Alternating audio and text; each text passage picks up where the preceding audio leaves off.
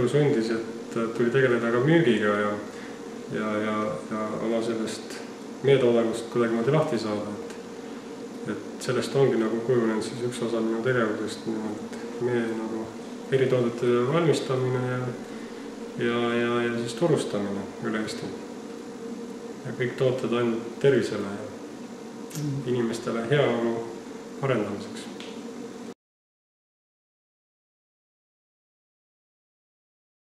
See otsus, ega see nii kergelt ei olegi tulnud, et põhimõtteliselt ma olen ikkagi palgatööl ka olnud ja erinevates ametites olnud, alates transpordi korraldamisest linnas ja bussipargis töötanud. Seda sai nagu teha muu töö kõrvalt põhimõtteliselt, seda mesindust ja meie turustamist.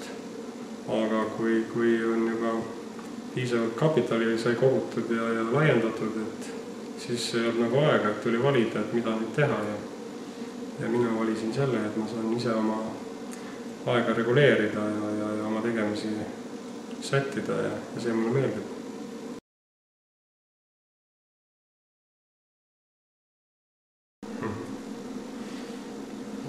Üks oluline punkt on olla järjekindel oma eesmärkide saavutamisel. Et päris mitmed on nagu vahepeal loobunud kergelt, et on raskeid perioodi igal päeval, et kui need rasked perioodid üle elatakse, siis läheb alati kergemaks.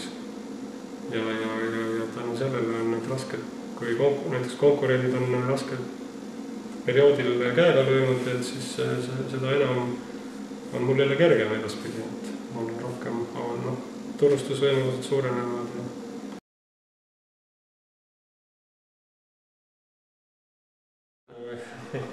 Ikka oluliselt paremini tunnen ma praegu selles rollis ikka ettevõttena.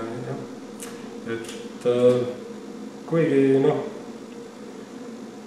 kuigi tagasi võttes, et see oli juba üle 10 aasta tagasi, et tegelikult mulle meeldis ka organiseerida miskit ja elu nõudis teatud asja organiseerida, aga ikkagi, et ise otsustada ja ise välja mõelda mingit teemaarendust, see oli nagu põhiline. Palgatööline peab ikka käima mingi teatud arvu päevi ja tunde päevas tööl, eks. Kuigi eraettevõttena peab vahel olema pikemalt tegema töid ja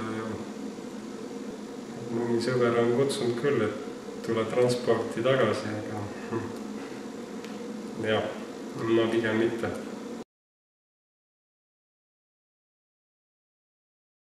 See on kaasa antud omadus pigem, et osadele lihtsalt peab ette ütlema, mida nad peavad tegema, talle meeldib mingi formaat, et tal on ka see ajaline formaat sobilik, eks, ta teeb oma tunnid ära ja siis ta lülitab tööst välja, eks. Aga ettevõtte see peab kogu aeg ka õhtul mõtlema, see on teistmoodi, see on elulaad pigem ja igast sellest kindlasti ei saa, aga mida rohkem on üritajaid, seda suurem on tõenäosus, et neist ikkagi üritajatest ettevõtted võivad saada.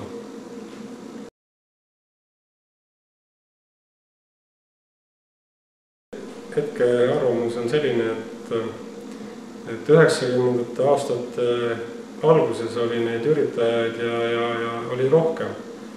Aga täna millegipärast isegi kurb tunne on see, et pigem need noored, kes võiksid midagi luua või midagi välja mõelda, et on läinud kergemalt vastupanu teed ja siin oli vahepeal soodsad ajad, et igal poole riigiasutustesse võeti tööle, et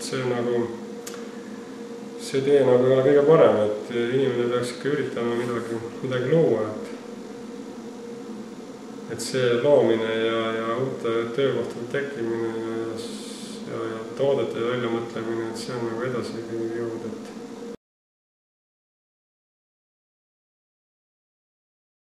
kõige olulisem on ikkagi tuleb leida see tegevus või valdkond enda jaoks, mis talle sobib ja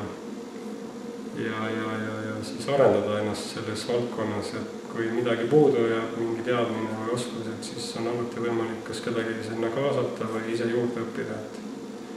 Et Eestis on kindlasti palju valdkondi, mida võiks arendada, mida siin kohapeal õppida muidugi ei saa ja võib õppida kus iganes ja teadmisi hankida.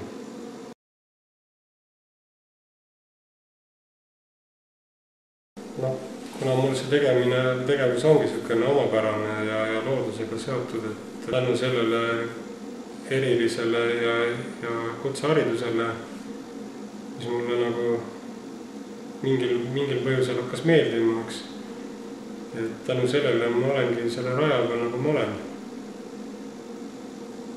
Kui ma ei oleks võib-olla seda teemat üldse, seda haridust saanud, siis võib-olla ma ei olekski täna see inimene, kes ma olen. Ka kutsehariduses tekib selliseid inimesi, kellel on rohkem tahet ja mingit nägemust, visiooni oma nagu edasisest nagu tööst, eks ju. Et mõnest saab sealt ettevõtte, aga enamusest ei pruugi saada ettevõtte, aga alati peaks olema see võimalus või samas ka veel edasi õppida akadeemilist haridust täiendavalt, et see ei tee nagu üldse paha.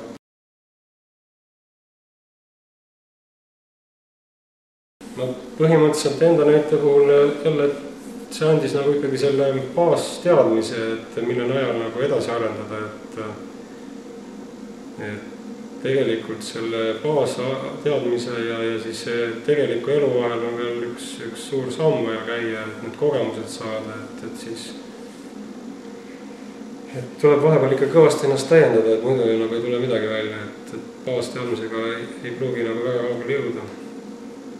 Õppima peab kogu aeg juurde igasuguseid asju.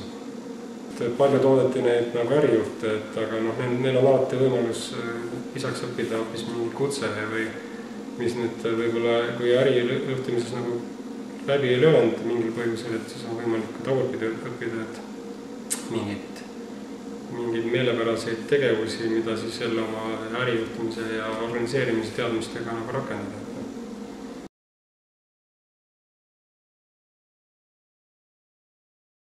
Ettevõtte loomine on tänapäeval suht kerge. Ainuke asi on, eks ju, leidis õige teema ja siis kapital selle finantseerimiseks selle tegevusele. Aga on erinevad meetmed, kus on võimalik seda kapitali leida.